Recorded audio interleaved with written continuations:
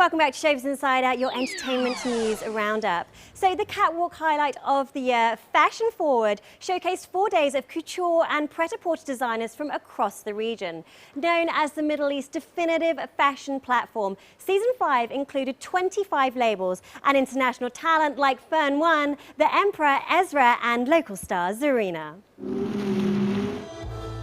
The event prides itself on being a fashion movement that highlights diversity in design collections whilst nurturing industry growth.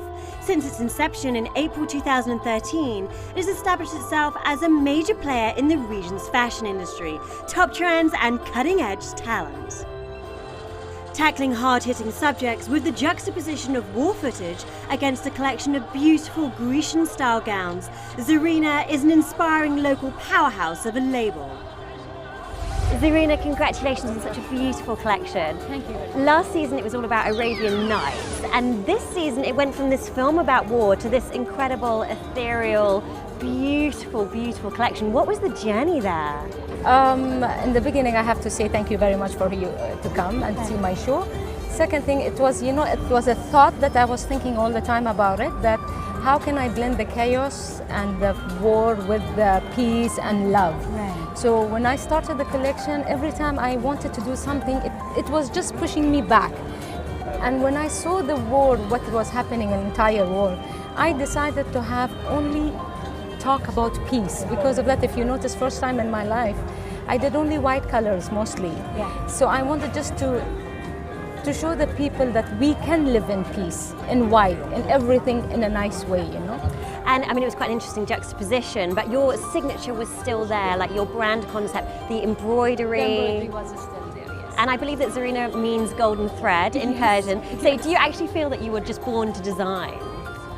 I think so, because I feel, I tried my best. You know, every time I keep on thinking that I will retire and sit and relax, but I cannot. For me, work is my passion. Work is Zareena. And tell me a little bit about the actual pieces, like what a beautiful draping. What kind of techniques do you use to create your look? See, this time we used a different kind of fabric. This time we used Georgette fabrics mostly. I used to use chiffons. I used to use, last time we used cotton. This time we used the texture in the Georgette and in the chiffon. And we tried to make it as a plissé, some of them. If you saw the pleats, yeah. we made it in-house. And then at the same time, we tried to have some feathers in it and that to show that, you know, like it's, you know, they are flying, the piece is there and that. So we created that.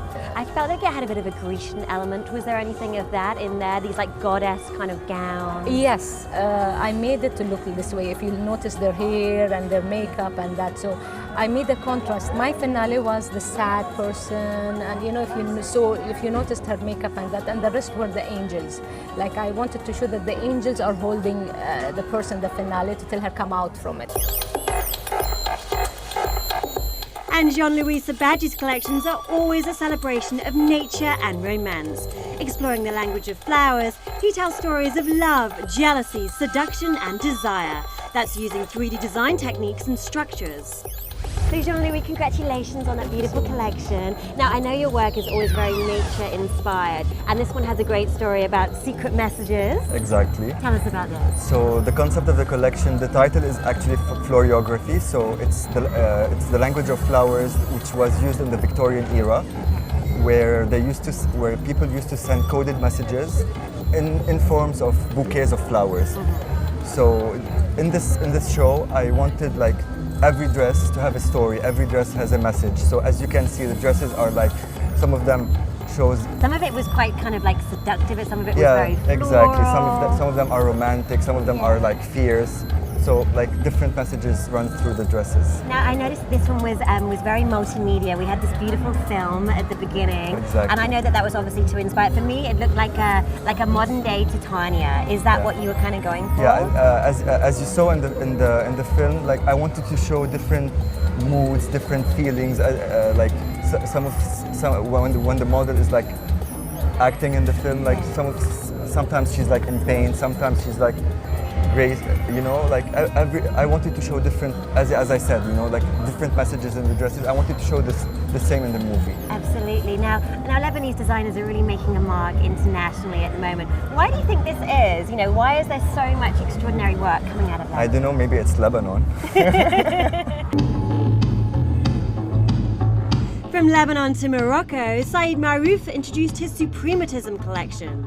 Inspired by Kazimir Malevich's paintings, the limited range of colours and forms express pure artistic feeling through an uber-wearable pret-a-porter line. So Said, I remember the last collection that you showed here was 50 Shades of Grey. True. This is completely different. So this is more sort of geometric form True. and colour blocking. What was the inspiration? Where did this all come from? The geometric forms Right. and the primary colors are very Malevich, and this was also my inspiration. The painter Malevich and his concept of the work that he created, Suprematism, is the idea that you create from feeling. Right. And I thought this was a nice way to start this collection and make some reference to this. And of course, when I do create myself, I never have I do really intuitively. I don't take from things as like how I feel and how I investigate and see things and how I drape things, and then they become a collection. I love all the draping, and we were just saying earlier, like your work is so wearable. Yes. You know, what I find so interesting about you is your background was in costume design. Yeah. Was that not working Yes. with dancers? Yes. Yeah. Yes. No, that was a different way of creating things, because I used to make costumes that are like not for everyday use, that were not wearable, but I could express myself, because we were doing performances on location talking about architecture, so they were very like the construction of them were a bit complicated and probably very artistic. And now the challenge is to actually create clothes that are interesting, like now interestingly draped, and but they're actually still wearable.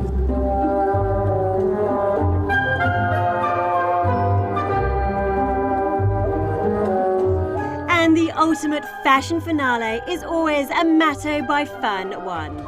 Titled Love is a Battlefield, this character-driven collection was based on Leo Tolstoy's tragic novel. Charcoal greys, acid-washed denim, top hats and skull motifs, it's an elaborate interpretation of the darker side of love.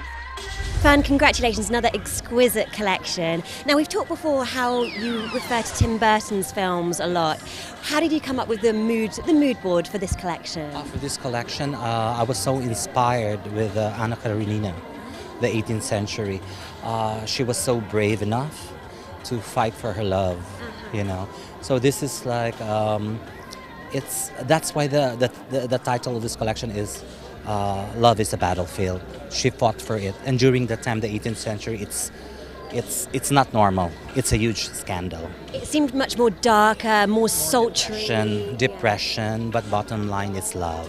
Okay, so I actually thought it was more Tim Burton inspired this time. There's a touch, of course. Yeah. Tell me a little bit about some of the signature cuts, the Amato cuts that we saw in this one. Now I'm showing here denims, all denims, but we're showing it in the different cuts, like more casual, but yet formal.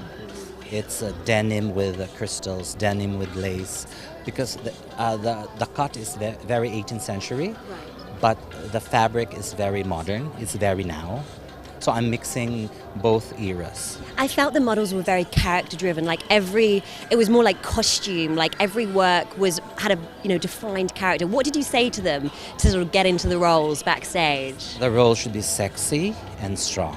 And one more question. I know you're doing a lot of stuff with film too. Why do you think it's so important to fuse film with fashion? It's art. It's limitless. There's no boundaries. Stunning collections, and we can look forward to season 6 of Fashion Forward coming up in October. So that brings us to the end of our summer edition of Showbiz Insider and all the big stories that have helped shape Dubai society in terms of social and entertainment scene. Now, if you do want to get in touch, guys, we've got our Facebook page, which is titled Showbiz Insider, and we've also got our Twitter feed, which is @Zoe Showbiz, for all your international showbiz and Hollywood gossip. And remember, guys, have some fun. Get yourselves down to Cavalli for their brand new Ladies' Night, which happens on a Tuesday. We'll be back same time next month with loads more film, fashion, music, and the arts. That's our brand new season of Showbiz Insider. See you then.